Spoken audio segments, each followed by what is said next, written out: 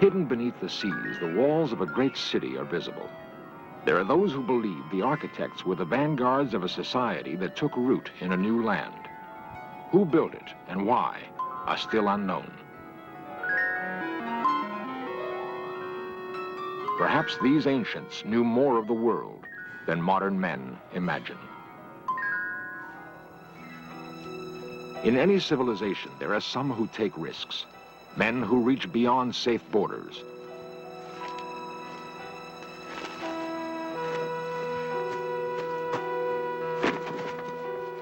The passing of adventurers may be signaled by structures on the land, marks in the earth, ciphers in stone, like the curious ruin on a bleak New Hampshire hilltop. It is called Mystery Hill. Who built it and why?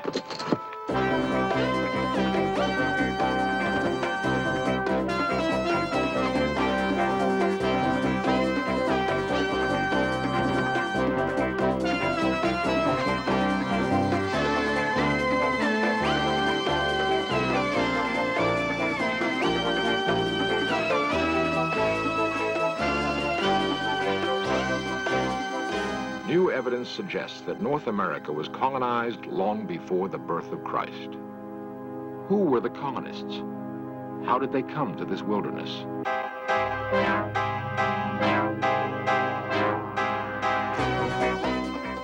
This series presents information based in part on theory and conjecture.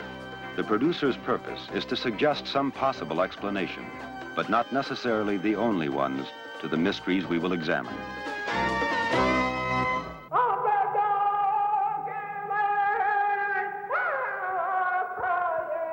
The legends of Native Americans tell of the first men who came into the world. They were brothers to wolves, or sired by the very stars. Men, it was said, were animals, and animals were men. And that is how the Indians saw their own beginnings.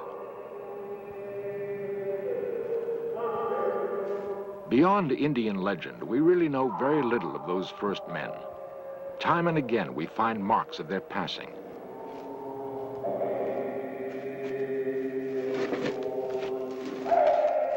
Who were they? Where did they come from? What drove them to probe the wilderness and build outposts? Too many traces have been left by early wanderers. They cannot be ignored or easily explained away. In scattered enclaves, a fragment of what had been built may survive. It will become a small piece of our past, an item of evidence that leads researchers to the discovery of what truly occurred.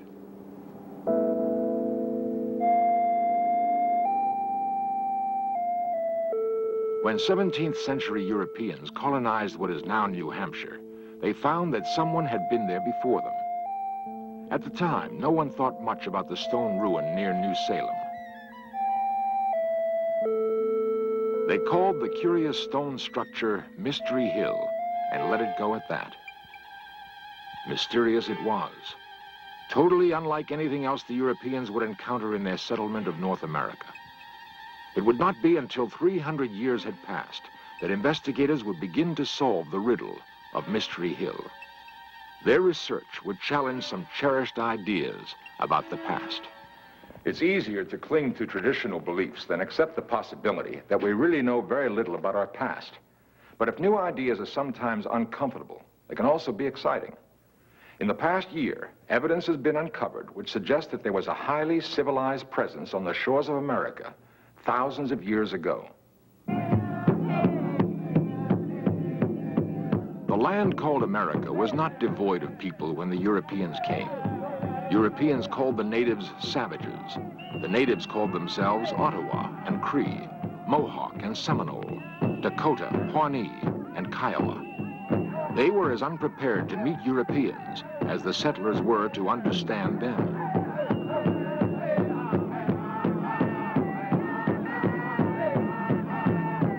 Whatever their common origin might have been, the Old and New World peoples had little in common.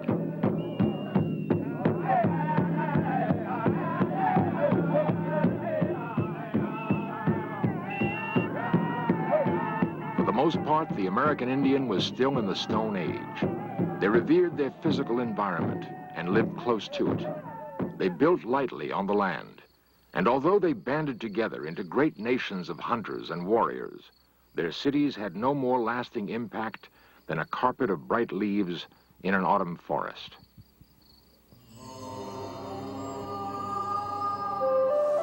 Mystery Hill is not in the manner of buffalo hide teepees. It was built to last. Indians of this region did not build in stone. They lacked even the tools to do so. Mystery Hill would have been destroyed years ago if it were not for the efforts of Bostonian Robert Stone.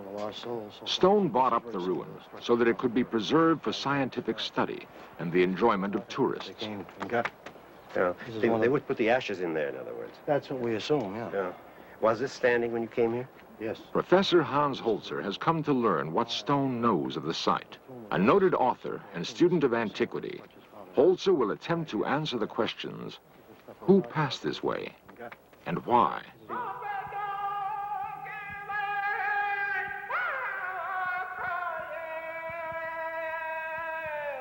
The American Southwest is an arid land. Its native inhabitants found it difficult to scratch out a hold here. They built cities of mud brick, backed against cliffs for protection.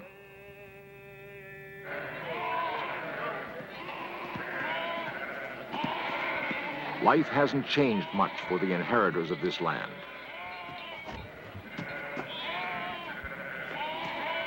Outside of the few big cities of the Southwest, men still herd livestock and try to wrench a living from the dry soil. Theirs is a rich heritage, nevertheless. We know the Pueblo Indians by their etchings in stone.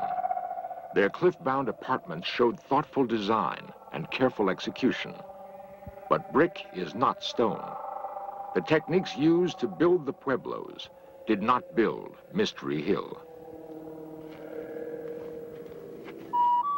Hans Holzer and Robert Stone can find little that Mystery Hill has in common with the Pueblos of the Southwest. Its architects must have come from another place, another culture. In the Medicine Bow Mountains of Wyoming can be found another curiosity in stone. It is called the Medicine Wheel. Mantled by snow much of the year, the geometric arrangement of rocks puzzled Western travelers for a long time. Most investigators are now agreed that the wheel was an Indian calendar.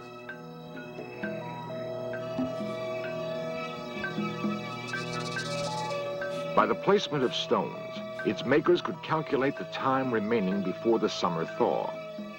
The very lack of a settlement area breaks the tie to Mystery Hill.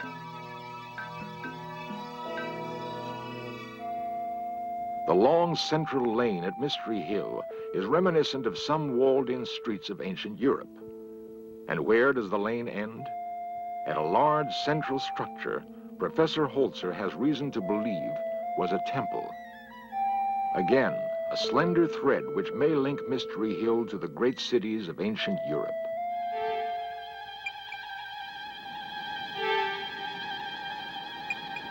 Might the strange visitors to Mystery Hill have crossed an ocean? We have evidence that Norsemen like Leif Erikson made epic voyages in the 10th century. Erikson was blown off course while making a passage to Greenland. The landfall he reported making is thought to have been Newfoundland. He likely touched the New World, but all evidence is that he had neither the charter nor the will to begin a colony.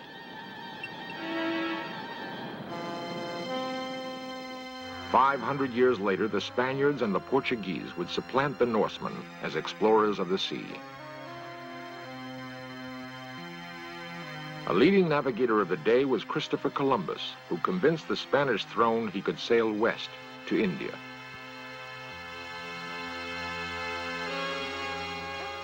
These voyages were overtures to the coming of European colonization of the Americas in the 17th century. It is certain, however, that there were ships capable of making ocean crossings long before the time of Columbus or Leif Erikson.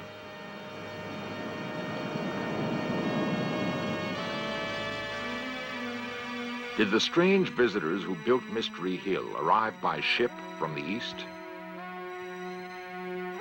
And is this curious design on stone the random sign of a newcomer? Or is it the hull of a forgotten ship that turned its bow into the unknown centuries ago?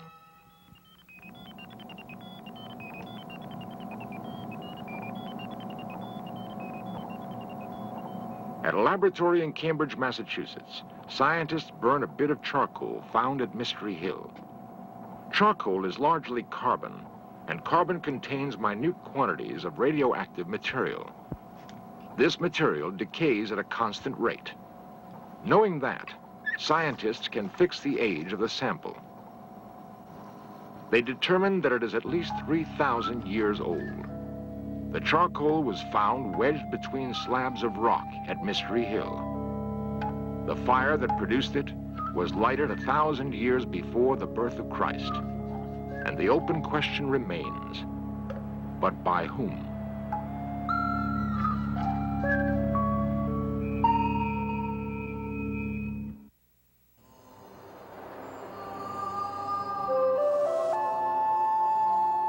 Mystery Hill, New Hampshire could not have been more aptly named. Its origins have puzzled men for centuries. Curator Osborne Stone is sure of one thing, however. The architects of Mystery Hill had an impressive knowledge of astronomy. We're standing in the astronomical center of the site, and if you want a view to the true north, you'll see a large standing monolith out here. It's composed of 5 stones, one missing that dates the site. Over to the east of us, we have a strange stone that's been on the wall for centuries that marks a summer sunrise. Now, if we look around to the southwest, we see the winter sunset stone. That was the first one that was found and kicked off this investigation. Stones that may have helped the strange visitors plot the seasons. They are substantial clues to the identity of the original Mystery Hill architects. The cultivation of expression. On the Salisbury Plain in England broods a more familiar example of the kind of time-keeping function monoliths appear to have had for the ancients. To this day, some who call themselves Druids gather at Stonehenge to mark the longest day of the year. It is believed that long centuries ago, Druids offered up human sacrifice as part of their seasonal rituals. Sacrifice may have been part of the firmament at Mystery Hill also. That's the viewing position for the sacrificial table I was telling you about. You were asking me about the oracle tomb. That's right. It comes out from the oracle chamber underneath. Stone points out a polished slab of rock. 6, 8 inches. The grooves might once have run with blood to appease a god whose voice rumbled up from the earth. We used to give the oracle all the time through there, but It appears that the builders of Mystery Hill imported their gods as well as their science. Some had theorized that Mystery Hill was the work of New Hampshire colonialists. this is where we come to the entrance of the oracle chamber. And we have pictures that date back. What Stone calls the sacrificial table and the recently excavated oracle chamber are unlikely relics of English colonialism. The chamber was discovered in the darkened recesses of Mystery Hill.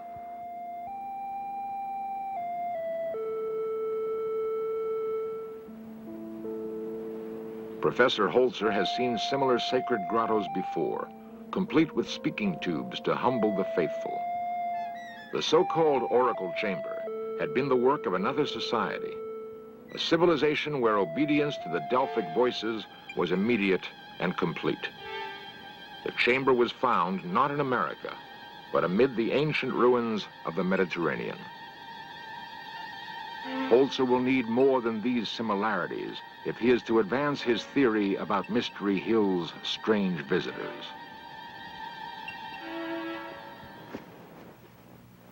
Harvard archaeologist Barry Fell has spent years studying inscriptions and drawings from Mystery Hill and other unexplained ruins in North America. Now, what about some of these inscriptions that have been found? What do they indicate in terms of people's presences in this area? Where are they from? Well, they really tell us that America in ancient times was a melting pot of the races of Europe, just as it is today.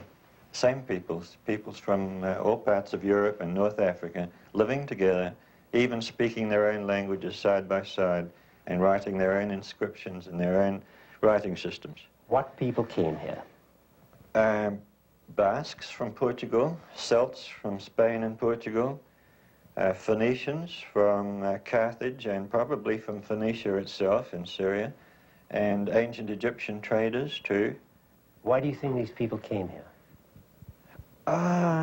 Probably initially by accident. Fishermen, you know, the Portuguese people are wonderful deep-sea fishermen, and inevitably a fisherman is going to be blown away from land in a storm. A fisherman knows how to look after himself when he's blown out to sea, and in modern times, very long voyages have been performed that way. So initially accidentally, later deliberately. Portugal's dorymen still ply the Atlantic in the kind of small but sturdy craft they've apparently used for centuries. That the ancestors of these fishermen were skilled sailors, few could dispute. Holzer doubts that a fisherman blown off course would attempt to build a city. He and Fell pursue another line. In other words, there's no doubt in your mind that ancient people from the Mediterranean area came and settled in New England, among other places. No doubt at all. They probably settled all that part of North America that could be reached by ship. That is to say, the whole Mississippi Valley and the branches of the Mississippi. The Mediterranean. At one time, Knossos was her capital, a jewel-like city on the island of Crete. All that's left now are the weather-worn ruins of graceful temples, courtyards, and apartments.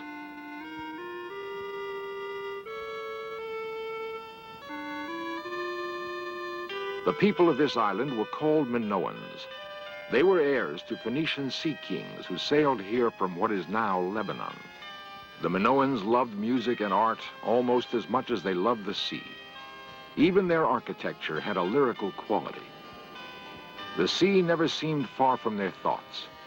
They must have gloried in all its aspects. The sea brought the Minoans power and wealth. Perhaps they had commerce with other advanced civilizations now lost to us.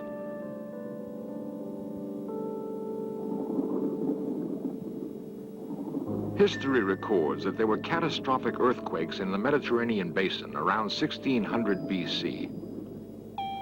Knossos was by then Queen City of the Mediterranean.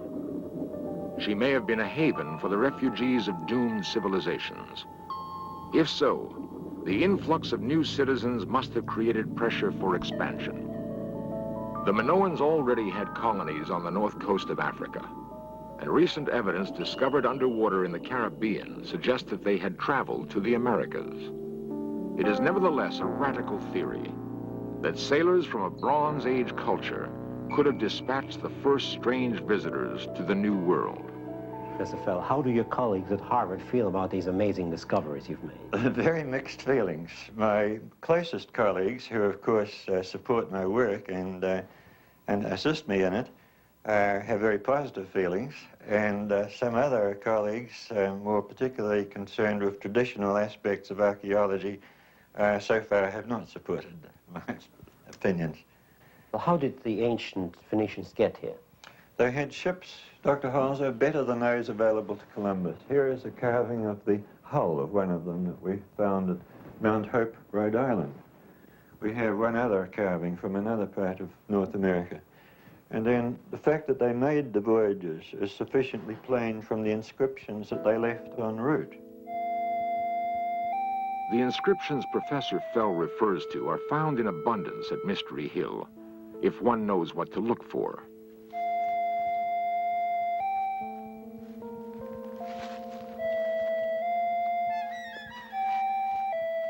Osborne Stone, who assists his cousin Robert in preserving the site, points one out to Dr. Holzer. It has come to be called the G stone. Holzer reads much more than a G on the weathered rock. To me, there's no question that this was written by people who spoke the ancient Phoenician language and used the Phoenician alphabet. The origin of this inscription is in the area of Phoenicia and the island of Crete, the Minoan culture, where Phoenician people settled and then became the Minoan people. Professor Holzer has found his answer to the puzzle of Mystery Hill. From a small island in the Mediterranean to a hilltop in New Hampshire, It must have been an incredible journey. Everything feels right and seems to fit. The style of masonry is the same. The walled lanes are common to Knossos. One could almost imagine being on Crete if it weren't for the Yankee accents and pine trees. Many will find it hard to believe the implications of Professor Fell's painstaking research or the results of the carbon dating. But the late summer of 1976 saw two distinguished researchers joining the ranks of those who support the Minoan theory. And there were indications of more hard evidence to come. Skeptics abound in every culture. The Minoans may have found it difficult to believe there was much of a future here in America. It must have seemed so primitive. Perhaps that's why they vanished. The same curiosity which may someday take us to the stars has apparently propelled mankind throughout its long centuries of wanderings on this planet. We have evidence now that America was known to great civilizations which had become dim memories long before the birth of Christ. Much of what those strange visitors knew may be lost to us forever. The coast of America we thought of as pristine until the 15th century may have in fact been a thriving outpost of ancient commerce and exploration. We can only guess. The record of Mystery Hill was ignored for hundreds of years. It tells us that the Phoenicians may not have been the first strange visitors to America, but that they were apparently the first to build a link between the old and new worlds. The link would be broken for reasons we cannot fathom yet. Centuries later, the old world would rediscover the new. This time, the link would hold.